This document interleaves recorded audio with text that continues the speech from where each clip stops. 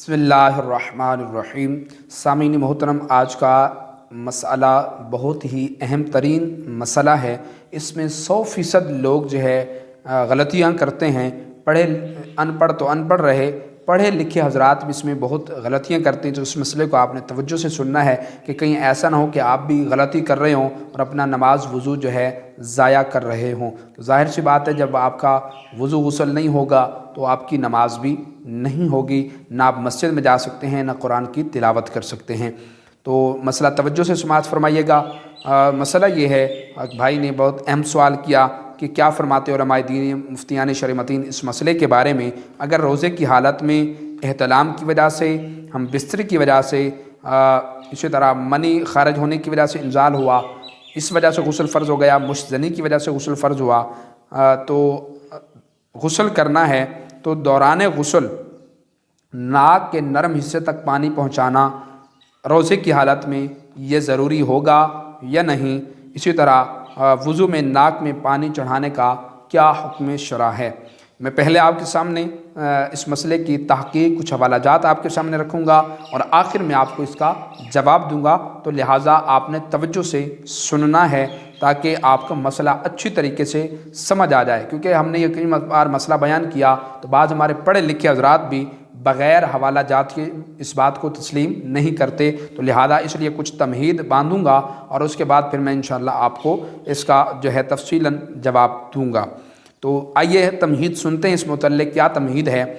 कुल्ली करना, अच्छी तरह मुँह का अंदरूनी हिस्सा धोना और नाक के दोनों नथनों में तमाम नरम हिस्से को धोना। नरम हिस्सा यानी नाक की सख्त हड्डी शुरू होने से पहले तक है। गुस्ल के ये दो अहम तरीन फ़राइज़ हैं, जबकि वज़ू में ये दोनों अमल सुन्नते मुअक्कदा हैं। इतनी बात में रोज़ेदार और गैर रोज़ेदार का कोई फ़र्क नहीं है। ठीक है, यहाँ कई हमारे पढ़े लिखे हज़रात भी गलत मसला लोगों को बता रहे होते हैं कि रोज़े होने की हालत में अलग मसला है और गैर रोज़े की सूरत में अलग मसला है।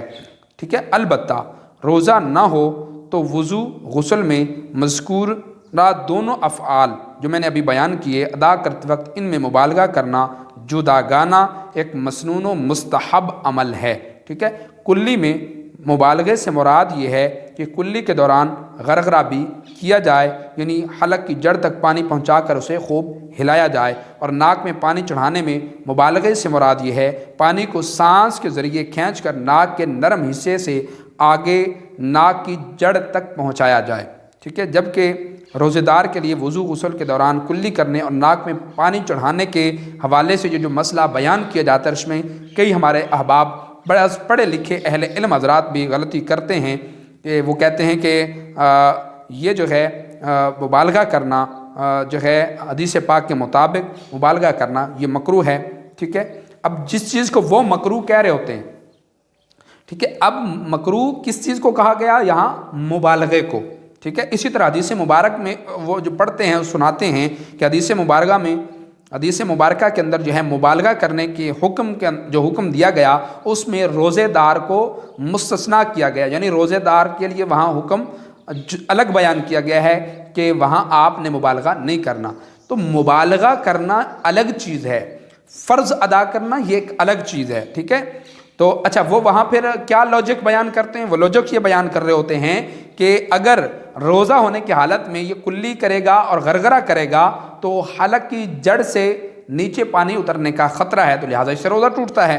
ठीक है, रोज़ा टूट जाएगा अगर हलक से नीचे पानी उतर गया।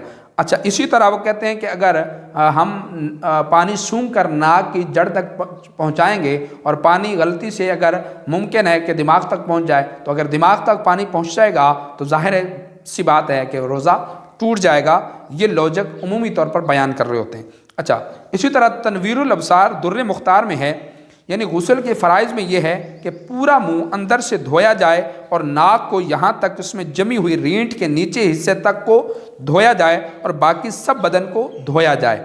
अच्छा, इसी तरह मराकिल फ़ला शरह नूरुल ईज़ाह के अंदर ये इबारत मौजूद है, यानी कुल्ली करने में मुबालगा यानी हलक की जड़ तक पानी पहुँचाना और नाक में पानी चढ़ाने में मुबालगा यानी नाक के नरम हिस्से से ऊपर तक पानी पहुँचाना उस शख्स के लिए सुन्नत है जो कि रोज़े से نہ ہو۔ اب یہاں بات مبالغے کی ہو رہی ہے، یاد رکھیے گا، ٹھیک ہے۔ اس شخص کے لیے سنت ہے جو کہ روزے کی حالت میں نہ ہو، ٹھیک ہے۔ جبکہ روزہ دار اگر ہے تو ان دونوں چیزوں میں روزہ ٹوٹنے کے پیش نظر مبالغہ نہیں کرے گا، کیا مبالغہ نہیں کرے گا، ٹھیک ہے۔ اس لیے نبی پاک صلی اللہ علیہ وسلم نے ارشاد فرمایا کہ کلی کرنے اور ناک میں پانی چڑھانے میں مبالغہ کرو، مگر یہ کہ اگر تم روزے کی حالت میں نہ ہو، ٹھیک ہے۔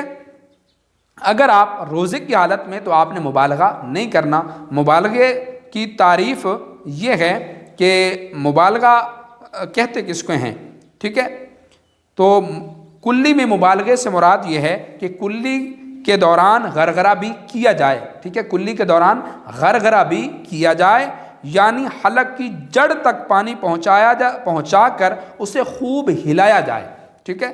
اور ناک میں پانی چڑھانے میں مبالغے سے مراد یہ ہے کہ پانی کو سانس کے ذریعے کھینچ کر ناک کے نرم حصے سے آگے ناک کی جڑ تک پہنچایا جائے، یہ ہے مبالغے کی تعریف، جس کو ہم کہتے ہیں کہ کلی کا مبالغہ اور ناک کا مبالغہ۔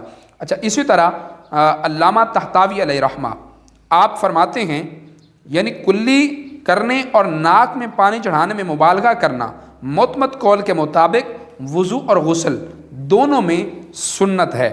اچھا، اب اسی طرح سید اعلیٰ حضرت امام اہل سنت شاہ مولانا امام احمد رضا خان فتاوی رضویہ میں آپ تحقیق اپنی پیش کرتے ہیں اور فرماتے ہیں کہ ناک کے دونوں نتنوں میں جہاں تک نرم جگہ ہے، یعنی سخت ہڈی کے شروع تک دھلنا غسل میں یہ فرض ہے، اور یہ یوں ہی ہو سکے گا کہ پانی لے کر سونگے اور اوپر کو چڑھائے کہ وہاں تک پہنچ جائے۔ لوگ اس کا بالکل خیال نہیں کرتے، اوپر ہی اوپر پانی ڈالتے ہیں کہ ناک کے سرے کو چھو کر گر جاتا ہے۔ بانسے میں جتنی جگہ نرم ہے اس سب کو دھونا تو بڑی بات ہے۔ ظاہر ہے کہ پانی کا بالطبع میل نیچے کو ہے، ٹھیک ہے نا، یعنی جب ہم پانی ناک میں لیتے ہیں تو پانی نیچے کو آتا ہے، اور اوپر بے چڑھائے ہرگز نہیں چڑھے گا۔ افسوس کہ عوام تو عوام، بعض پڑھے لکھے بھی اس بلا کے اندر جو ہے وہ گرفتار نظر آتے ہیں۔ کاش آپ فرماتے ہیں کہ استنشاق کے لغوی معنی پر ہی نظر کرتے تو یہ اس آفت میں نہ پڑتے۔ استنشاق سانس کے ذریعے کوئی چیز ناک کے اندر چڑھانا ہے، نہ کہ ناک کے کنارے کو چھونا۔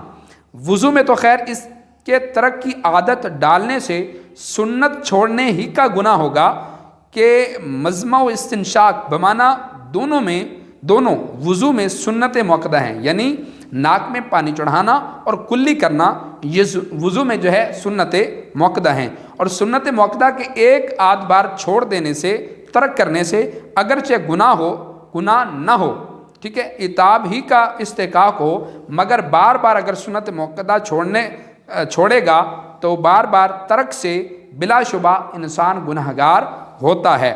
تاہم وضو تو ہو جاتا ہے اور غسل تو ہرگز ہی اترے گا ہی نہیں، یعنی غسل تو ہوگا ہی نہیں جب تک سارا منہ حلق کی حد تک اور سارا نرم بانسا یعنی ناک کی جو نرم جگہ ہے سخت ہڈی کے کنارے تک پورا نہ دھل جائے، ٹھیک ہے، آپ کا غسل ادا نہیں ہوگا۔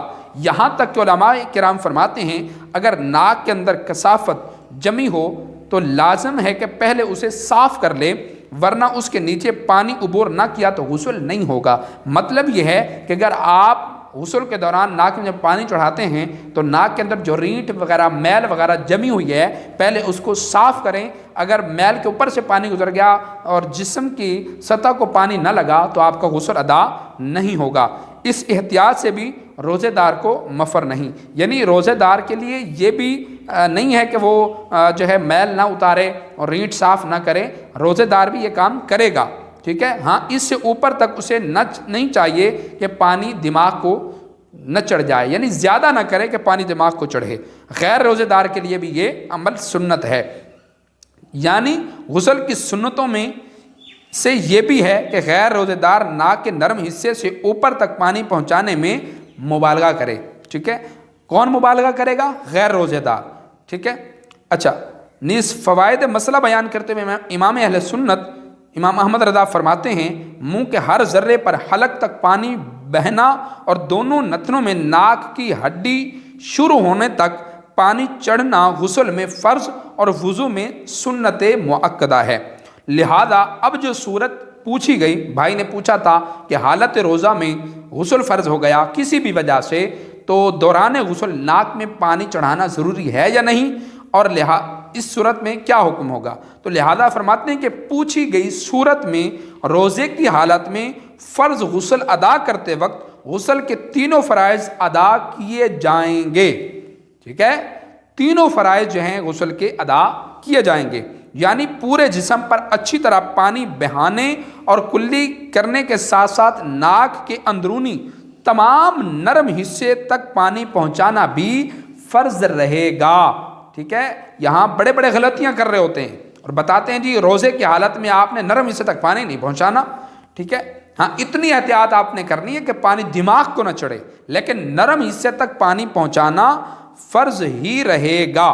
اگر ایسا آپ نے نہ کیا تو آپ کی ناپاکی، جنابت، پلیتی دور نہیں ہوگی۔ ٹھیک ہے، اور ایسے شخص کا مسجد میں داخل ہونا، نماز پڑھنا یا پڑھانا اور تلاوت قرآن کرنا یا قرآن کو چھونا ناجائز و گناہ ہے، بلکہ اس حالت میں پڑھی گئی تمام نمازوں کو دوبارہ پڑھنا یہ واجب بھی ہوگا اور بعض صورتوں میں اثر نو اعادہ کرنا فرض ہوگا۔ ٹھیک ہے۔